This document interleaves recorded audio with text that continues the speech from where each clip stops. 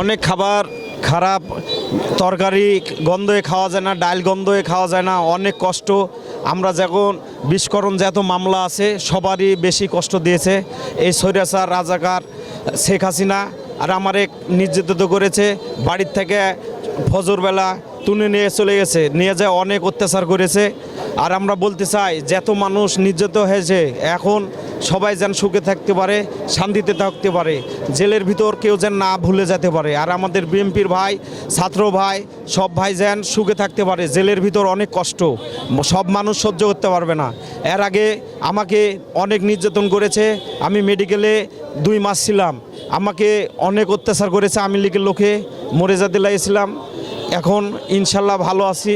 এরপরেও আসে 10 দিন হয়ে গেল, আমাকে তুলে নিয়ে চলে গেছিলো, নিয়ে যায় আন্দোলনে লুকাত হয়েছিল। পরে মানুষ যখন মিছিল করে সেই সময় আমাকে তুলে নিয়ে আসছে, আসার পরে মামলা দিয়েছে, 5টা মামলা দিয়েছে।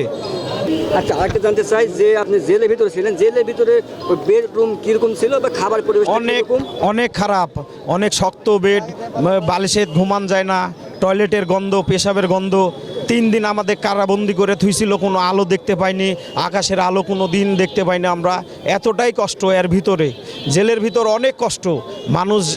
মানুষে এতটাই কষ্ট দেয়, ওদেরকে আবার হলো বেনসন সিগারেট দিতে হয় 2 প্যাকেট 3 প্যাকেট ভালো জায়গায় থাকার জন্য, মানে তাইলে গাছিন ভালো জায়গা থাকতে দেয়। আমরা তো অনেক কষ্ট এই মানুষ হয়েছি, অনেক দরিদ্র, আমাদের কোনো নাই ইনকাম নাই, কোনো টাকা পয়সা, তাহলে আমরা কি ভালো জায়গা থাকতে পারি?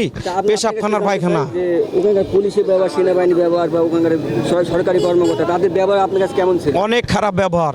ওদের ভিতরে যেসব পুলিশ প্রশাসন ছিল সবার কাছে লাঠি থাকে, একটা জোরে কথা বলতে দেয় না, জোরে কথা বললে নির্যাতন করে, নিয়ে যায় টেবিলে বিচার দিলে মারধর করে, 4টা করে বাড়ি। এই বাড়িগুলো সহ্য করা যাবে না, সারা জীবন মনে থাকবে। আর আমার রাজশাহীর জেলায় মনে করেন যে যেই কারাগারে রাখছিল আমার, এটা অনেক নির্যাতিত, অনেক মানুষ চোখ দিয়ে পানি ফেলেছে, অনেক মানুষ কান্দাকাটি করেছে। অনেক লোক এতটাই কষ্ট পেয়েছে আমাদের জন্য যে খালি আমার বলছে যে আল্লাহ ছায়ারা যেন সুস্থ থাকে, ভালো থাকে, এই বলে অনেক মানুষ দোয়া করেছে।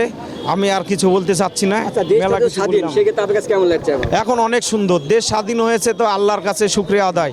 আমার ছাত্র ভাইয়ের অনেক আমরা খুশি হয়েছি। আমরা তো জেলের ভিতর ছিলাম, আমরা তো বলতে পারবো না যে বাইরে কি হয়েছিল, আমরা খবরে দেখি এটুকুই, খবরের উপরে ছাড়া আমরা কিছু দেখতে পাই না। জেলের ভিতরে কোনো আলো নাই, কোনো বাতি নাই, খানিক সময় কারেন্ট চলে যায়, অনেক মশার কামড়, অনেক ঘা হয়ে গেছে, চুলকানি হয়ে গেছে, এর অনেক কষ্ট। জেলের ভিতর কষ্টর কোনো শেষ নাই।